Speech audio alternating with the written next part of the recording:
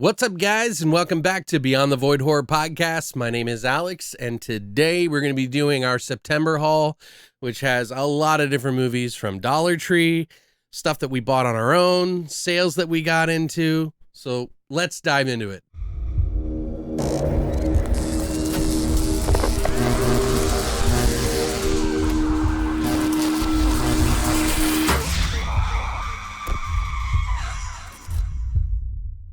Quick note before we get started, guys. Voidtober has officially begun. What is Voidtober? Well, there's a trailer that I made and spent about 10 or 12 hours on last night to put together for you. I highly recommend you check it out. And I think it's pretty funny and fun, as I like to do in most of my videos. But yeah, we got a lot of movies that we're going to be covering this month, and we're going to be doing a giveaway for Voidtober, which is Beyond the Voidtober from the beginning and end of October. So if you're interested, you can check out all the movies that we're going to be watching and when they're going to be airing for the podcast so that you can listen. You can always listen to our podcast on any of your podcast hosting sites like Apple, Spotify. Just look for Beyond the Void Horror Podcast. First up, Trailer Park Shark, which a lot of you have probably seen in the Dollar Tree hauls, which you can find at your local Dollar Tree, I'm sure. I've never seen this one. It is a movie directed by Griff First, and it is probably as silly as it sounds. I think it's a sci-fi movie. But yeah, we picked this one up for $1. What did you guys think of this? Have you picked it up? Did you see it at your Dollar Tree? Let me know. Up next, we got Paranormal Abduction, which is... After surviving a brutal attack, Rebecca tries to piece together the clues surrounding her attack and its similarities to a series of recent murders, of course. During the investigation, she struggles to maintain her sanity as her world gets more surreal and reality starts to unwind around her. Don't know much about this one, didn't get a chance to watch it out. It's got Edward Furlong in it, so I thought, his more recent stuff isn't all that great. I figured I'd give it a whirl, so. Have you seen it? We got this at the Dollar Tree. Up next, we got Outrage, which is a Takeshi Kitano film, which some of you may remember him from the name Beat Takeshi, which is his alter ego sort of thing. I did some research on this because I was completely confused. Turns out that he's even made a movie about these two different identities because he changed his name or something like that. But I guess Takashi Kitano is his real name. And he also went by Beat Takeshi, so it's complicated. But this one's called Outrage, Way of the Yakuza. It's the first movie in apparently a franchise. I got to check this out, and I picked it up for $1. So I was really curious about it because I like a lot of the actors that are in this movie. It is a Yakuza film that is everybody dies. That's pretty much what it is. And in some ways, it's kind of ridiculous in that regard. But in other ways, it's actually kind of enjoyable in some of the things that they go through and all the different layers of twists and things that happen in this movie and all the different corrupt police things. There's so many different types of people in the Yakuza organization, different families, of course. This one's actually pretty gory and violent and fun. It's not an amazing film, but I definitely enjoyed watching it. It was definitely an easy watch. A lot of talking. A lot of back and forth tension and some really great actors in this one. Probably around a 7 for one of these kind of movies. Nothing amazing, but still good to watch. Not bad for $1 either. So up next, we got Dark Was the Night. Not that dark was the night. This one. So I thought this is the one with Kevin Durant in it, but this is actually the Marissa Tomei, Timothy Olyphant, and a few other people. It's like a family drama about the father dying and this mom who becomes an alcoholic because everything was perfect and now it's shit. And it's about, trying to figure yourself out while people have problems and being there for them. I started to watch this, but it was ultimately too depressing for me to watch. This is not a 2020 film to watch. Honestly, I couldn't. There's good acting in it. Don't get me wrong. It just wasn't in the mood for it. Maybe I'll pick it up later. I watched the first 20, 30 minutes and I was like, okay, I've had enough depression for one night. But yeah, we picked this up for $1 at the Dollar Tree. Up next, we got The Signal, Of course, you know all about this, guys. I've been pounding this in your head in just about every single one of my fucking videos. If you have not seen this movie, pick it up. It's the lenticular cover. Ooh, fancy. But yeah, I love this movie. We got 2 copies so that we could give it away because I like to spread the gospel of how criminally underrated this movie is. Dollar Tree got these.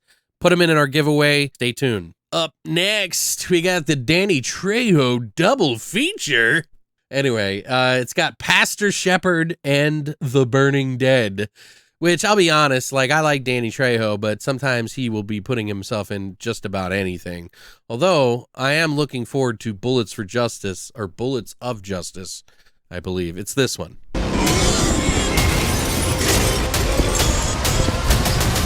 But yeah, I've never seen these movies. This was at the Dollar Tree. You take a risk, right? Up next, we got another possession-style movie with a weird contorted person on the front. Heard me say this before? Yeah, they usually do this. It's inspired by a true story, believe it or not. But yeah, I don't know anything about this one. Probably know for yourself that it's probably not amazing. But, you know, hey, I always give shit a chance. I haven't checked this one out yet. Picked it up at the Dollar Tree. Have you guys seen it or picked it up? Let me know. Up next, we got Geisha of Death with 2 bonus movies, by the way. Ring of Fire 3 and Blackjack, which I remember Blackjack coming out a long time ago, and I remember it was kind of like one of those straight-to-video movies or something like that. I can't remember. It was like on Cinemax or something, or Showtime. But yeah, this looked kind of cool. I don't know. I haven't seen anything about it. It seems like it's got some decent art direction and stuff in it, so I'm curious to see what it is like. I was kind of hoping to catch this before I did this video for you guys, so I didn't get a chance. Been fucking slammed. So picked it up for $1 at the Dollar Tree. Have you guys seen it? Let me know what you think about this one, because maybe I'll put it up higher on the list. Up next, we got Red Summer. And looks like a guy wearing a pig mask carrying a girl. It says Scream, Run, Die. Probably like a slasher or something. It says a group of friends travel to Mallorca to enjoy their idyllic holiday. Unfortunately, their search for sun, beaches, and fun only leads them to the most inhospitable place on the island. This will be the beginning of their nightmare. Dollar Tree buy. Up next, I got Memorial Valley Massacre, which, yes, this, I believe, is about the caveman that somehow emerges in regular days. And let's see, this movie was made in 88. And wreaks havoc. I'm not sure 100% on this, but this is one of those supposedly so bad it's good films, which Vinegar Syndrome does an amazing job of producing those for us to check out. And Vinegar Syndrome sent me this one out to review. I'm a little backed up on some of the reviews I got so far, but I am going to be pumping them out here in the next week. So stay tuned to the YouTube, guys. You're going to be seeing a lot of stuff here. Reviews on the discs and these new movies from Vinegar Syndrome, as well as some from MVD, Arrow, and a bunch of others. I got a lot. Memorial Valley Massacre. I've heard some mixed things about this one, but I've also heard it's actually really funny. So I'm really anxious to check this one out. I love So Bad It's Good, or as I call, S-Big. Thank you, Vinegar Syndrome, for sending this out. Can't wait to review it.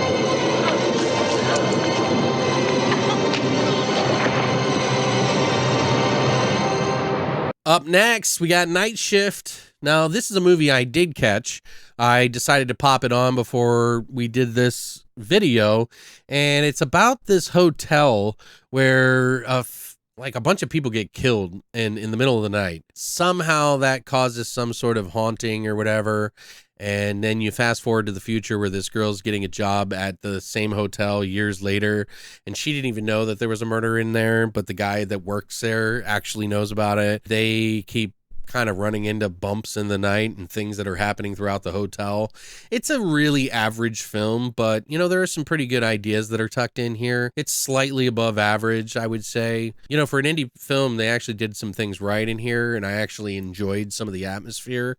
So say what you will, this has still got some good stuff in it. For $1, I think it's definitely worth the price of checking it out. It's not going to be one that I'm going to pull off the shelf anytime soon. I still enjoyed watching it enough. So did you guys catch this one at the Dollar Tree?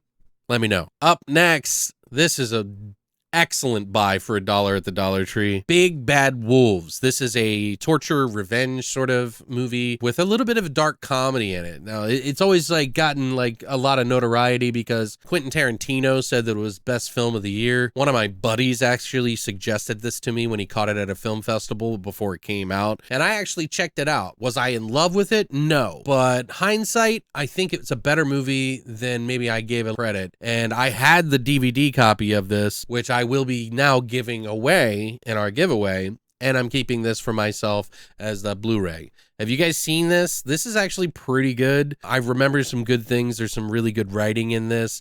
And of course, Quentin Tarantino likes it because there's a lot of situations where just two characters are talking to each other. And there's some really great writing between the two of them, the dialogue that they have. So makes sense. Plus, you know, you got some gore and stuff in this as well. So can't go wrong. Up next, we got Pulse, aka Cairo, which originally I had this movie without English subtitles. I bought it at a Korean market on VHS and decided that I would just watch the movie without subtitles because I was so into Japanese, Korean, and all these different types of horror back in the day. I finally have this on DVD, which is fine. I don't mind. This is one of those early, you know, kind of movies that kind of toyed with like the internet and stuff. Some of the stuff that they do in it is kind of a little bit more technological, which is interesting. Did see the Pulse remake, which I own, by the way. It's actually not too bad. This was at the Dollar Tree too. If you're into J-horror, this isn't a bad movie to check out, the original anyway. I'm surprised they didn't do more of this.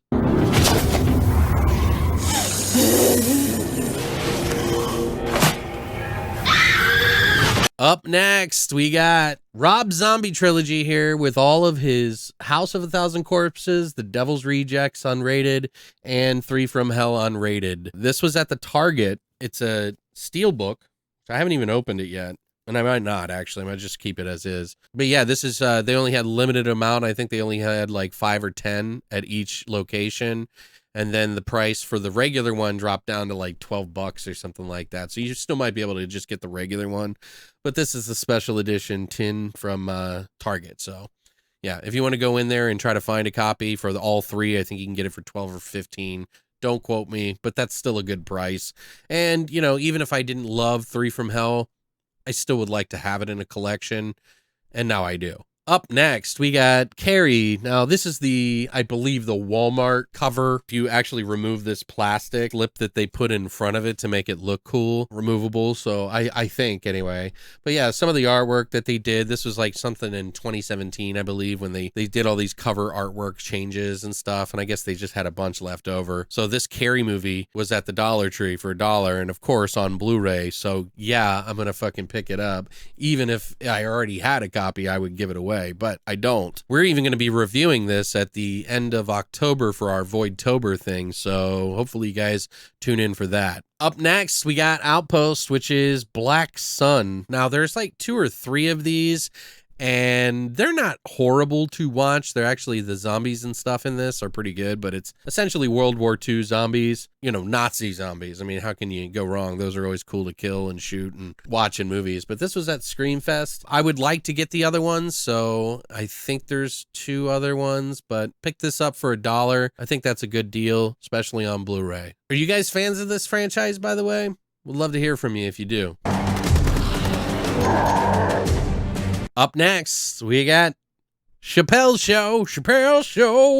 This is the complete series. I've actually had all of these before, but I sold them when I was like going through some hard times. And my buddy who comes to the stream a lot, we do on Twitch, twitch.tv/Deacon Rain. You should be going if you haven't on Monday, Wednesday, and Saturday. But yeah, he picked this up for me, and I'm really excited about it. It's got the complete series and all these extras and everything that was included in the 3rd season, which were mostly just aired B reels, ones that they were going to throw away or whatever. And this has always been a huge controversy when it comes to Dave Chappelle, as he disappeared, and I wanted to have it.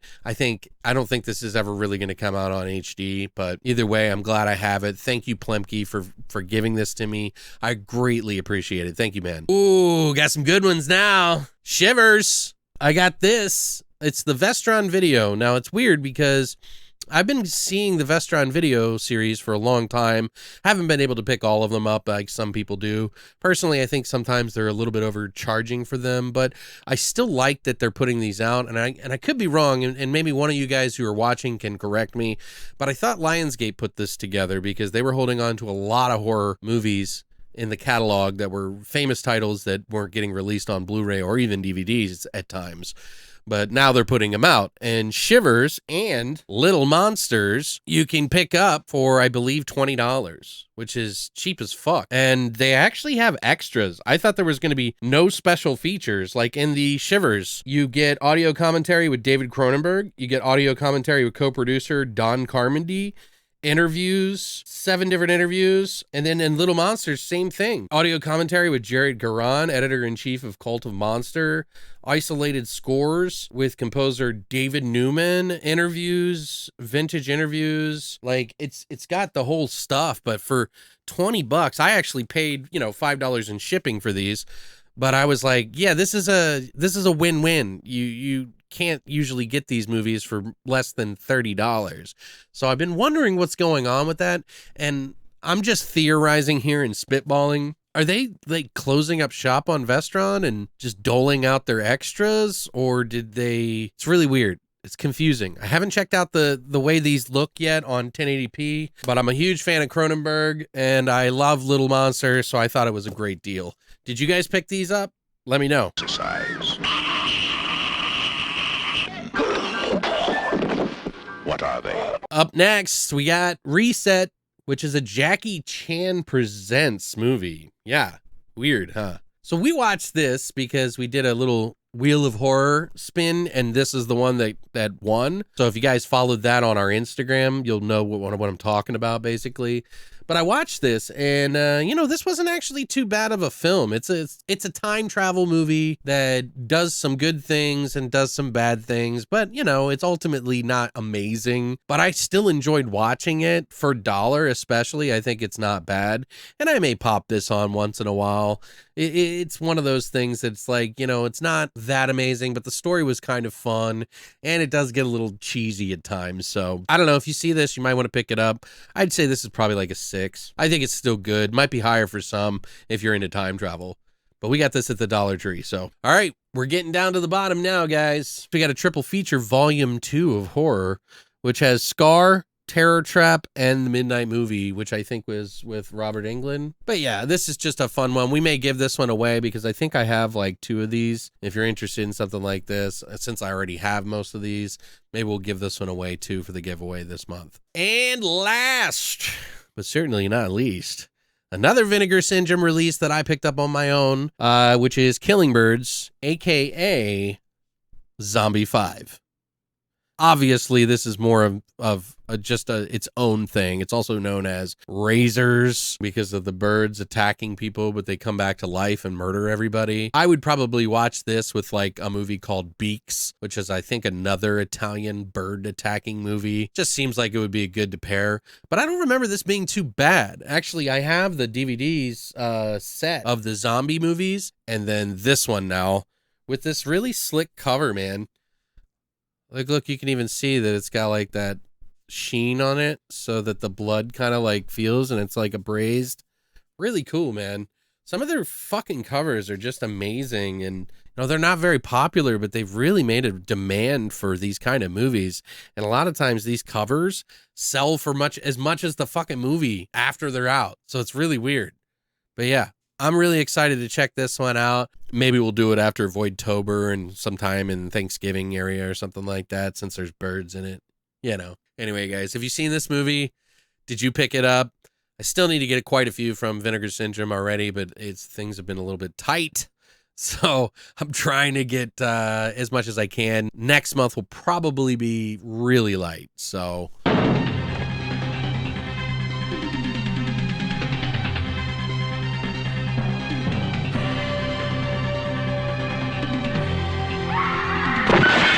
but yeah, that's it, guys. That's everything that I got for September, or rather we got, because Christina and I are the people who buy these things and put them in our huge collection that keeps getting bigger and bigger, especially with these Dollar Tree buys. Like, holy fuck. Like, I almost wonder if I'm ever going to be able to watch any of those.